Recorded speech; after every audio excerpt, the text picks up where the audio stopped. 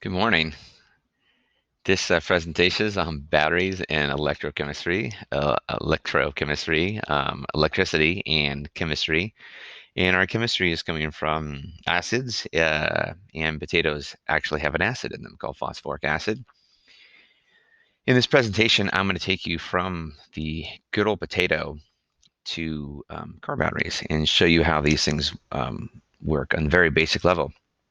If you were in class, we'd be able to do a lot of hands-on stuff. So I'm kind of bummed that we're not in class and we can't do all the hands-on stuff. This is a very hands-on heavy unit, a lot of hands-on stuff. So it's kind of a bummer that we're not actually in class. But here we go. I'm going to show you before I get in this presentation. Let's go to the pictures that kind of associate with our potato calculator. And so if you did our potato calculator challenge, or at least looked at the video, which hopefully you did, you'll notice that I took the battery out of a calculator, and so here is where the calculator battery would be, and I took the battery out, and I replaced with these two wires that come off, and these two wires obviously just stick out the side. So here's what it would look like in the drawing. The battery would be there. So how does a potato calculator work? Well, watch the video to find out. But a couple things specifically I want to tell you before we go on is that this is actually a paperclip that's been kind of just straightened out. And this is just a piece of copper wire. That piece of copper wire could be from the inside of a wire. It could be a penny. And anyway, so I stuck a copper wire in one side of the potato, just stuck it straight down, and a zinc, the paperclip is made of zinc wire near it, not touching. And then I put a voltmeter across it, and I'm getting almost 0.9 volts. So most of your batteries that you'll deal with, the little C or D batteries, or the A or the AA or AAA batteries, are 1.5 volts. So two potatoes makes approximately a little bit less than 2 volts. So two potatoes is pretty close to um, one of your regular batteries. So what does that mean? What the heck am I talking about here? Well, if I put some potatoes together, and once again, you have to watch the other video, I can create this scenario where I can use the potato to power the calculator. And so watch that other video. Okay, let's talk about the actual notes themselves. So here we are from potatoes to car batteries. So the first thing I would have had you done is,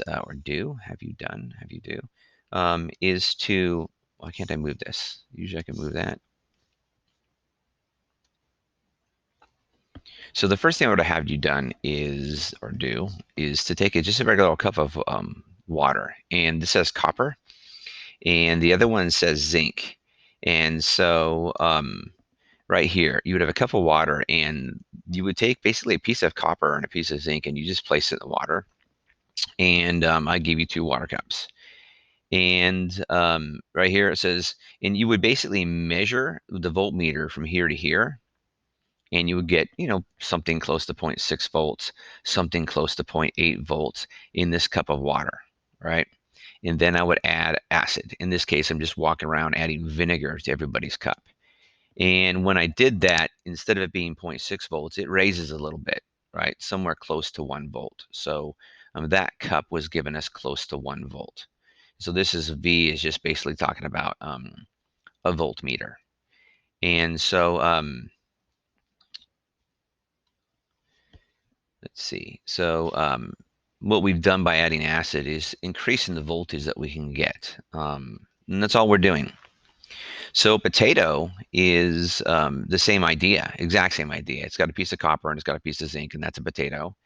And in this case, I'm trying to light up an LED light. And the way I do that is basically 1 cup or 1 potato is not enough energy to light up the LED light. So what we got to do is just string them together in what's called a series circuit. And we go copper to zinc, and then we go from this zinc to this copper in this separate potato. And then we go from this zinc to this copper, and then from this zinc to this copper. And what we've done is we've basically added up all the voltages of these potatoes. And we want to get, in this case, we want to get somewhere near 3 volts. Doesn't have to be exactly 3 volts, but somewhere near 3 volts. So if we have 1, 2, 3, 4 of these together, we're going to get somewhere close to 3 volts, and we should be able to light up the LED just using these potatoes, 2 potatoes, and 2 cups of water. And we actually have done that in class if we were there. Okay, that's the basic idea. We need water, vinegar, and potatoes. Okay, and so this is a very good website. This guy from Bozeman, Colorado, Bozeman Science, Montana actually, it's not Colorado. He explains the electrochemistry. Now, we don't really need to go into electrochemistry here. I just wanted to show you the basic chemistry behind it, so that you would know what's going on. So here, there's a potato. It's got a copper end and a zinc end.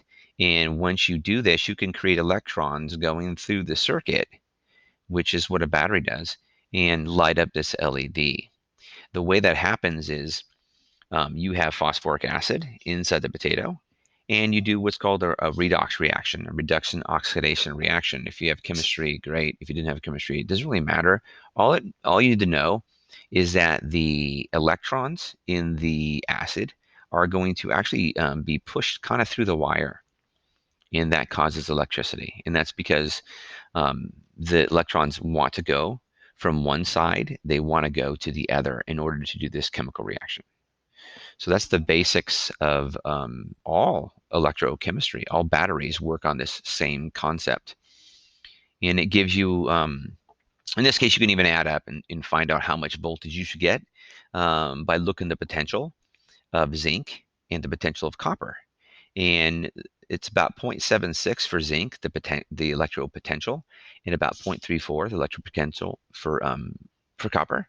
And you add it up, you get about 1.1. And if you look on our other picture, when we did this, and we actually measured it, that's not quite 1.1, but 1.1 is kind of like your maximum capability. And it's pretty good.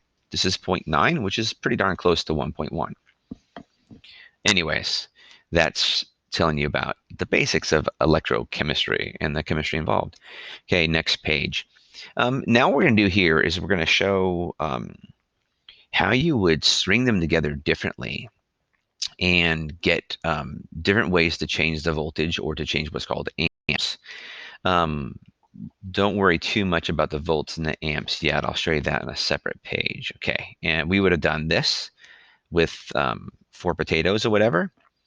We would have done that physically and actually measured each one. And we're not going to do that. I'm just going to basically tell you what should have happened.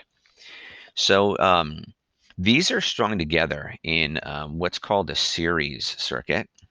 And I'll show you that on another page in a second. So we're measuring the volts and amps of something in series.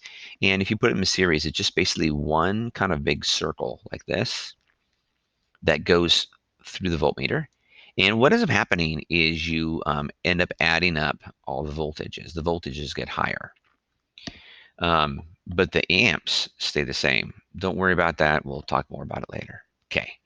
The other one down here is called parallel. And when they're parallel, you string them all to the device, straight to the device, straight to the device, straight to the device. It requires a lot more wires because each little battery is going individually to the apparatus or to the voltmeter. And if you notice here, the volts stay the same, but the current increases. So what the heck am I talking about? All right, so let's look at batteries as roller coasters. And so we have here, what we have here is this idea that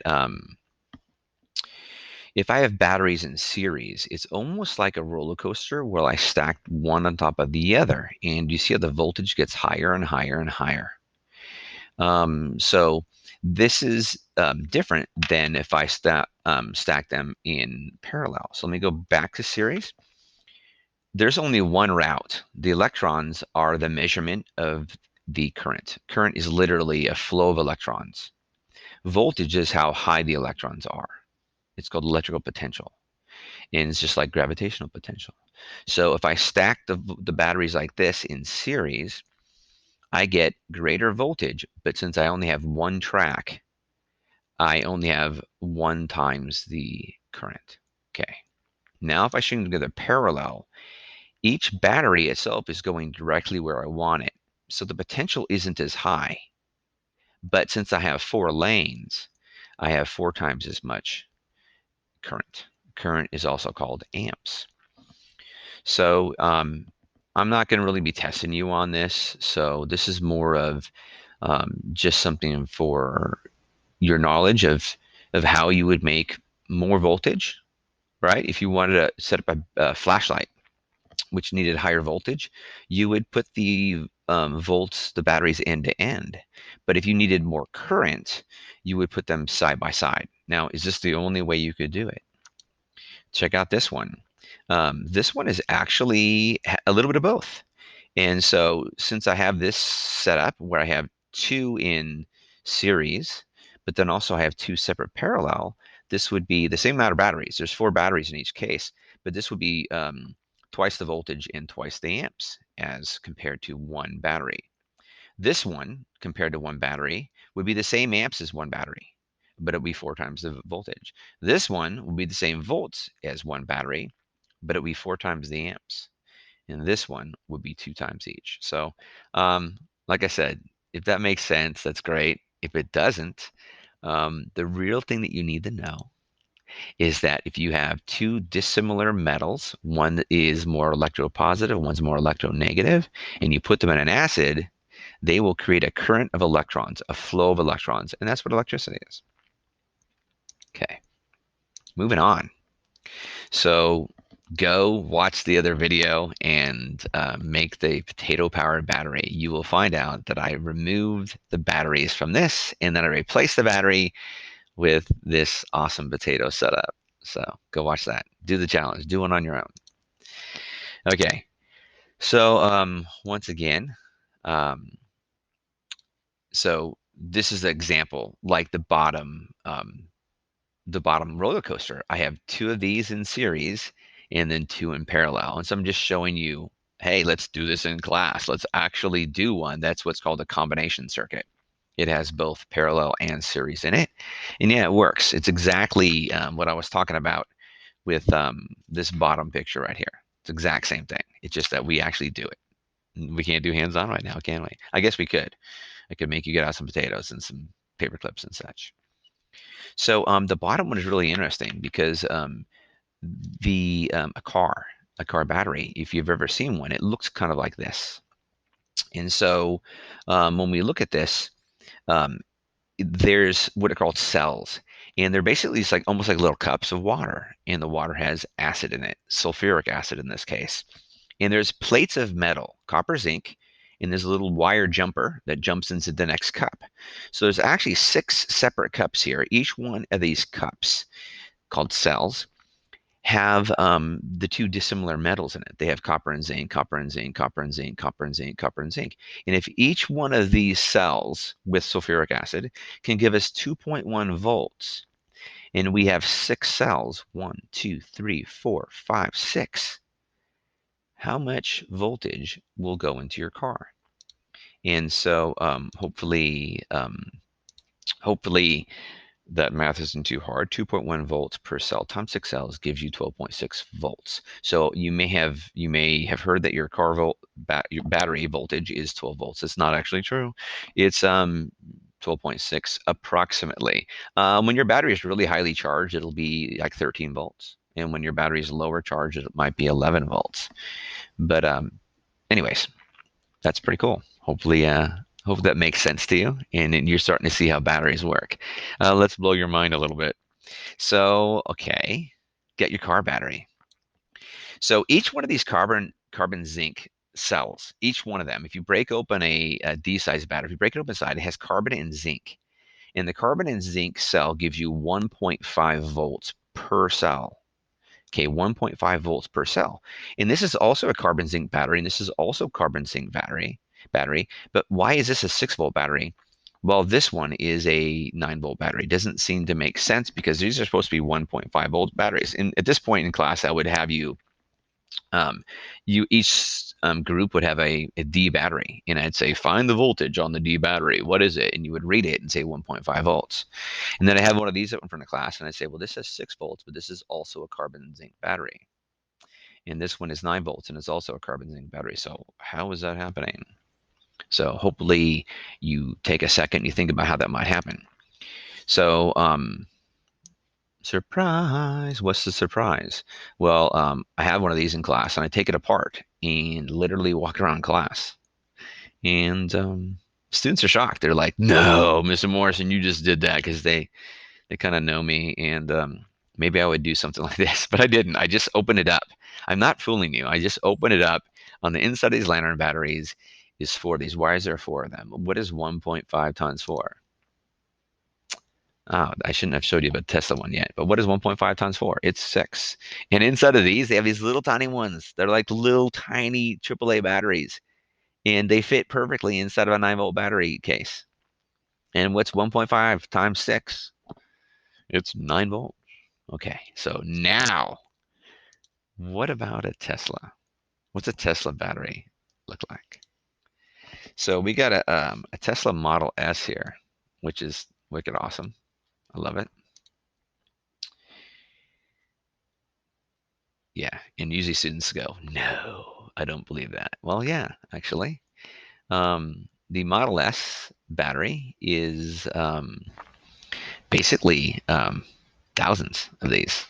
Thousands of these. There's 16 of these modules, and they have a coolant running around them, and they're just, the coolant is kind of running around them, and it just, yeah, mind blowing. So each one of these little cells is a dissimilar metal inside, with an acid, which is going to cause electrochemistry, and then we've all have them linked in series and parallel, right? It's a combination circuit in order to get not only the right voltage, but a heck of a lot of current. So we want to do it in series to the right amount of voltage, and then we want to put more and more in parallel to crank up the current. The current will make it run faster. The volts will make it run, and the more current, the faster it will run. So, and so now I would have you do this for real in class again. So now we'll do is we're making a combination battery with a bunch of potatoes. So each group would have 4 of these potatoes in series, which gives us about 3 volts here, and 3 volts here, and 3 volts here, and 3 volts here. And the more groups we put together, if we put all 8 groups together and we attach them all to the one LED, we could get the LED to run really brightly. If you put just one string on the LED, it wouldn't be very bright. It would probably glow a little bit, almost like a burning ember. You put one more string, one more string, one more string, and it gets brighter and brighter and brighter. So here's the point. We wanted 3 volts. So that took 4 potato batteries to get us up to 3 volts. And we also wanted more current. So we wanted to crank it up so it'll be brighter and brighter and brighter. And so, yeah, that's what, why can't I go backwards here? That's what the Tesla does. It's both parallel and series batteries, and it cranks up the voltage and cranks up the current, and now your Tesla can go wicked fast. And we basically made a Tesla battery in class, hands-on, which you can imagine. This last video is just some guy used, I'm not sure, he used a bunch of apples and potatoes, a bunch of them. And he set it up in, I think it was in England. You can watch the video yourself.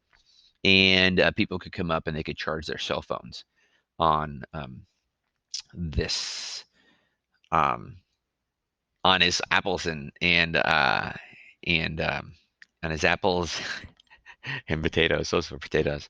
So after you do this, hopefully you can take a little quiz and hopefully show what you know, and hopefully you learned a little bit about electrochemistry and it wasn't too boring for you.